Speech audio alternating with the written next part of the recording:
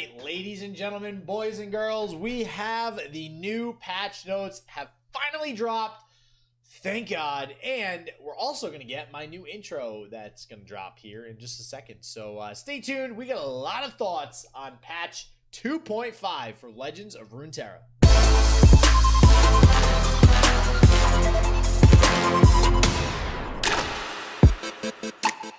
All right, so I hope you guys like that new intro, courtesy of Hot Soup. So thank you very much for that, my dude.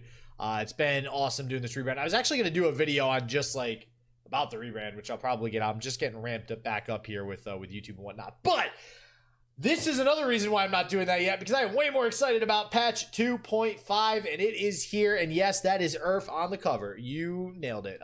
So fun stuff coming down with patch 2.5. But as I'm sure you guys are all hoping for, the nerfs to things like Twiz, to things like Aphelios. It's a thing, baby. And God, am I excited. So let's just hop right into it here. I'm just going to go through the page itself. This is from the Play Runeterra website. I know Swim had a talk with one of the Riot developers as well the other day, who touched on some things, and it looks like a lot of what he was saying is true. I mean, I know he mentioned like a Twisted Fate nerf incoming, and this is exactly what we got here, which we'll see in just a second. So first thing, they actually mentioned the Metagame Snapshot.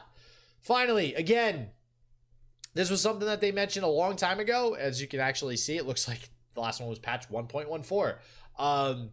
And I guess a lot of people thought they were going to do this on a regular basis. They haven't been. This is the first one we've gotten in a while. And honestly, I love this. Like, I really wish they would do it more often, because this is the numbers, right? I know we got mobalytics and things like that to help us with statistics and numbers and stuff like that. But we know these are 100% accurate because they're coming straight from Riot. And it's nice to actually see, like, when people are complaining about a certain archetype or a certain deck, whether or not it's actually merited to be complaining about it. So the first thing that sticks out to me here, obviously, is the top of the list. Looks like everybody really is taking a liking to that Spectral Matron combo, but the win rate isn't really there. This is fine. This is fine. It's above 50, which means it's an okay deck, but like, this is fine. Don't care about it. So the fact that it's played that much with that sort of win rate, I feel really good about that. Now, here we go. Here are the two decks we all know and love, baby. I love casting them. You guys love playing them. It is what it is. 10.6% for Twiz, 56.4% win rate, and then Fiora Shen, 56.4% as well, a little bit lower of a play rate. I think I think they specifically said 56% was kind of like the red flag, if I remember that correctly from one of the, oh, sorry, right here at the top, as a rule of thumb, 55% win rate and a 15% plus play rate are our normal benchmarks. So it's actually nice to see that nothing on here is above a 15% play rate. But there are two decks that stick out quite clearly in Twiz and you know, Fiora Shen, which, like, everybody knew this anyways, right? So obviously this leads to probably some nerfs, which we're going to see in a second. These other ones, though, like, I was a little interested to not really see too much of Aphelios on this list. And I think what that comes down to is the experience level of people playing with that deck. It's a little bit harder of a deck to pilot. Which is why I think that it's going to have a much lower play rate. So you actually see the first Aphelios deck on here. It's actually Zoe Aphelios, only a 4.7% play rate. And I'm actually not even sure. Yeah, I mean, the Aphelios with Boxtopus isn't even on here, believe it or not, which is a little bit weird to me. So that just goes to show you that I think people were maybe wrong to complain about Aphelios, which I'm going to touch on again in a second too, because I'm not crazy about the nerfs to Aphelios. I love everything else they did, but we'll get into that in a second. Everything else seems pretty okay. Actually kind of surprised that Ash Sejuani mid-range Frost, actually, never mind, it's not a surprise. It's basically mid-range Frostbite, just has LeBlanc in it. It's 53%, is what it is. This was the surprising thing. Overwhelm, 54.5% win rate. Let's go. That actually is almost concerning. It's almost at 55%, but not quite there. So we'll see how that pans out after all these nerfs happen, because this deck did not get touched at all. All right, here we go. Here we go, baby. It has happened. It has happened. Twisted Fate is getting a change. No, they did not just remove Quick Attack. I saw somebody post that on Twitter. That would have been shit. Hey. 9+ cards. 9+ cards. Now, on the surface, this seems like a really bad nerf. Seems like it won't really do much. You're like, well, what the hell? Twiz can still level it up on turn 5. Well, not when we look at some of the other nerfs that we're going to see in a second. So yeah, and I agree with this statement. Level 2 is usually completely game winning. It is. So it should be a little bit harder to level him up. I actually like this nerf when everything's said and done, because it still makes it feel like he is, like, you can still obtain that 9+ cards. And you'll see why Twiz is taken care of in just a second. Fiora, this did not think this was going to happen. Everybody pretty much figured it should happen. I don't think there was really a reason for her to be three health. A lot of the times people would always say, like, she was slotted into a Demacia deck simply because she's the best in slot 3-cost thing, right? Like, it's just a 3/3 with challengers is good, right? Laurent Protege is a 2/4 with challenger. So, but she's got this game-winning, win con. So I like this. I think this is great. It's a little bit tilting to play against the Freljord Demacia version of Fiora as well. It's been popping up a little bit more, which is concerning. I like that deck exists. A little bit concerned how consistent it actually can be sometimes. But more importantly, this tones down the Fiora Sharier. Jesus, can't talk. Fiora Shen barrier, just merging them all into one there. Tones that down a little bit without actually touching Shen, and you'll see they didn't actually change Shen here, which I like. They buffed Shen for a reason. He was never getting play. I like him where he's at. I think Fiora was the problem. I love this nerf, and I think overall it just tones down the power level of the deck a little bit. Jarvan. Duh. I almost spoiled the Shyvana down there. Duh. Like, he doesn't get played. He's terrible. He's bad. And unfortunately, although these stats make him significantly better, a 6/4 for 6 definitely feels better, especially because, like, now he's going to be able to trade with something like a Cithriel, let's say, when he does come down challenging a unit, any of those 6 health 6 drops. But I just still, his effect doesn't seem that great. Maybe the +1/+1 is really going to be that much of a difference, though. But overall, I like this. I just don't, there's still a big question mark for me with Jarvan. I'm not crazy about his archetype and his build. Shyvana, thank you. Why did she not have Fury in the first place? They put, Shyvana originally did not have Fury given her thematics. However, the lack of Fury caused enough gameplay issues. I mean, are they just saying, like, because she's technically not a dragon on level 1, she shouldn't have Fury? Is that like the argument there to stay, like, with the lore? Because if that's the argument, I mean, I guess I understand it, but I don't agree with it because, like, she's just bad without Fury. Now they actually reduced her attack just to add the Fury. That's how good Fury is. I really do think as a 4-drop, I think this is much better for Shyvana, especially because a lot of her archetype is built around combat tricks, right? So she'll be able to utilize this Fury. And, I don't know, maybe the strafing strike that she develops is also built around Fury. So this is good. This is really, really good. This is happening, apparently. Lulu, rip Lulu. We all know nobody plays her. I am not entirely convinced this is going to do much. I mean, I guess, right? Like, she's a 3-mana 3/3 is, I think, significantly better, right? Actually, not really, because she already had 3 health. It was the attack that was, I don't know, like, the level 1 buff doesn't seem that impactful because I don't think Ionia is really too concerned about, well, not Ionia, but Lulu specifically is too concerned about more attack. I mean, we want her to be stickier, right? Like, maybe if she was a 2/4, like a 2/4 I would have liked instead of increasing the attack. I don't know. Maybe that's just me. Then again, I also really haven't played a whole lot of Lulu, so who knows? Maybe this will actually be a good buff for her. But all I know is she did need a buff, so I'm down with it. Here we go. This is the coup de grace of the entire patch. This is what we all came here for. This is what we all came here for. Pick a card, going to 2 mana. No, that's not it. that would be a buff. Only draw 2 instead of 3. I love it. I love it. I don't know.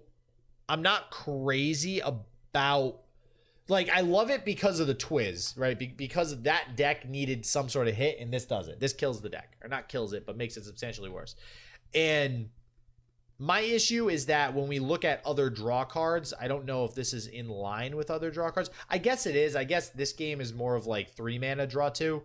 So this is a little bit of a cost reduction of 2 mana and you're still drawing 2. I guess, you know, because Guiding Touches draw 1 for 2 mana. So I guess this still is getting the additional benefit by reducing the cost. So I do like that. Yeah, this is great. This was the nerf. This is how you avoid severely hurting Twisted Fate, which is why we only saw him go to like 9 instead of 10 or something, or just completely, you know, change him. This does so much for so many different things that were wrong with the game, including Burblefish, which is why we're able to just put Burblefish down to a 2-1. Makes sense. Seems good. I mean, that's just a no-brainer. That this all goes back to the beginning of the game where elusives were a problem. We're going to see Shadow Assassin in a second. Spoiler. Like, elusives, a high attack on elusives is very dangerous, right? Doesn't matter if they have 1 health. Doesn't matter if they have half a health. They still are elusive. They're still going to attack unless you have removal for them. And that was the problem with Wiggly Burblefish, especially when you're iterative improvementing to get a ton of Wiggly Burblefish. So, love this, and I love that they still kept the dream of like getting the 0 mana Burblefish down, which is really cool. Dredgers. Thank you, Riot. Deep has risen from the depths. They're back. Hardcore. They're back 100%. This is Dredgers. I didn't really think that was necessarily needed. I guess, you know, everybody freaked out when Deep first came out. Everybody was playing it, and they nerfed it from 2-1 to 1-1. I guess they assumed that was needed because it was just too good at defending off like aggro decks. You're going to see another aggro buff, though, in a second. That makes sense as to why this would get buffed as well. This just makes sense. This is great. Now it can trade with a little bit of stronger units. It just provides a little bit more blocking potential. And it's just that little bit of extra that Deep needed, I think, alongside another card that we're going to see in a second. Dreadway, this was just... I don't know if they needed to do this because Concurrent Timelines wasn't really that good, but according to what they're saying here, we want to prevent the Concurrent Timelines Ladros and a Dreadway from occurring regardless of the deck's power level. Variance has its places, but this particular combo is too decisive in gameplay considering its erratic nature. I actually love that paragraph. Love it.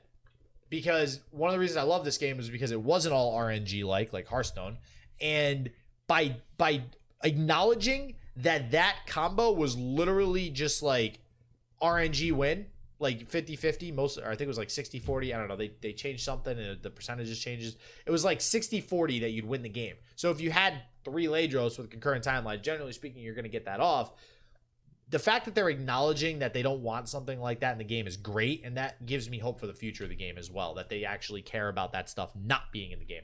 On top of that, Dreadway now is a little bit cheaper. Now we might actually see Dreadway's boat used with Gangplank. We've always seen Leviathan and Swain. We never see the Siren or Dreadway really alongside Gangplank. So maybe this actually does something with that now. I don't know. I don't think we're ever going to see Siren, so rip Siren. Here's Shadow Assassin I was talking about. Thank you, finally. This makes sense. Took them long enough. Now it's more in line with the Wiggly Burblefish. Now that Burblefish is 2-1, it just makes sense.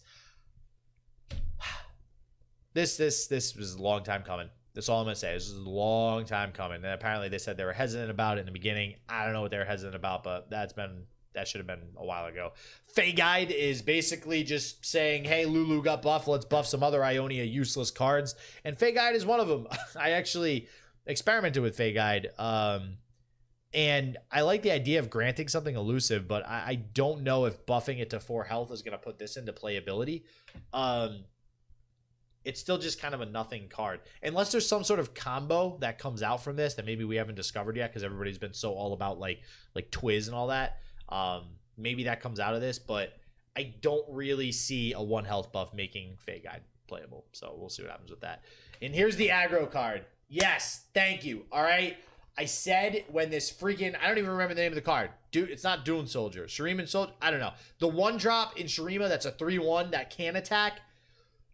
Dude, when that card came out, I looked at this card and I'm like, you have got to be kidding me. This is power creep. This is literally the definition of power creep. Now, the argument was, okay, Shurima is not as aggressive as Noxus, right? So Noxus needs to have some sort of drawback on the card, blah, blah, blah. I get that, region identity and all that stuff. But at the end of the day, regardless of region identity, I think that all cards should be balanced. You shouldn't have one region have, you know, more like higher attack because they're more aggressive, but they can't block, right? And then the other region has the same amount of attack, but they can block. simply because they're just not an aggressive region. Just they happen to not play other aggressive cards. I don't agree with that. This I agree with. This makes sense. It gets the extra health in exchange for the can't block. And now with something like Shurima, I mean, I always thought when Shurima came out, Noxus Shurima was going to be a thing. So this might be the new type of aggro deck that we see. So here's the other deep buff. Love this. Doesn't feel as crappy to get it randomly off of the landmark. This is great. This combined with the Dredgers, I think is a great 1-2 combo now for deep. And I think it's going to let them kind of stay in the game a little bit longer. This allows them to block something with 2 attack now as well and still live. It's got a little bit more survivability to actually get that deep, that toss, you know, when other things die. So I like this. This is great. I'm very much looking forward to what deep has in store. Esteemed Hierophant, they buffed it from 2 rounds to 3 rounds, but like I don't, and I get what they're saying here, where like right now the only way to get it to get the Sun Disc is leveling up 2 champions, really. And this allows you to do that in a different way besides just leveling up 2 champions, which great. All right, I get it. This probably should have been buffed, sure. But I don't think this whole strategy is going to be fully realized until more Shuriman cards come out. I don't think this Sun Disc thing is ever really going to be a strategy until maybe, you know, the next set or something like that. So, but I do like this buff. Hopefully it doesn't bite them when there are more, you know, Sun Disc support that come out. There's more Sun Disc. All right, this one concerns me. All right. At the end of the day, if we take away reputation, this is just a 6/4 for 4 mana now. Nobody thinks that's like a problem. I don't know, like that. And then the fact that it also can cost 2, like this'll probably see play. Like maybe LeBlanc's true dream gets realized now with this card. Maybe that's what they were trying to push, because I like that just seems like it's going to work out for me, because you're getting 10 worth of stats for 4 mana. That's already more than you would typically expect out of a card. Loyal Badger Bear is a 4 mana 3/4. I can't even. 3 mana 3/4 for Loyal Badger Bear. That's got 1 mana more than like the balance would be, right? But it's neutral. It doesn't have any additional effects. So that's one of the reasons, like when you have a neutral card like that, usually you can add a little bit more stats. This has an extra reputation thing on it where it can cost even less. So this card scares me. I don't know if this card needed a buff, at least not in this nature. I get maybe it wasn't being played, but man. All right. Our initial goal for Moon Weapons was to be slightly better than collectible cards of the same cost. Okay, that I get. Good example, Calibrum versus Mystic Shot. This cost, it did cost the same, but it was reduced to slow speed, but it does 1 more damage. Slightly more powerful. Get it. Got it. Similar to Celestials. However, the ability to phase and recreate weapons was too easily achievable, removing Aphelios weapons at 3 cost.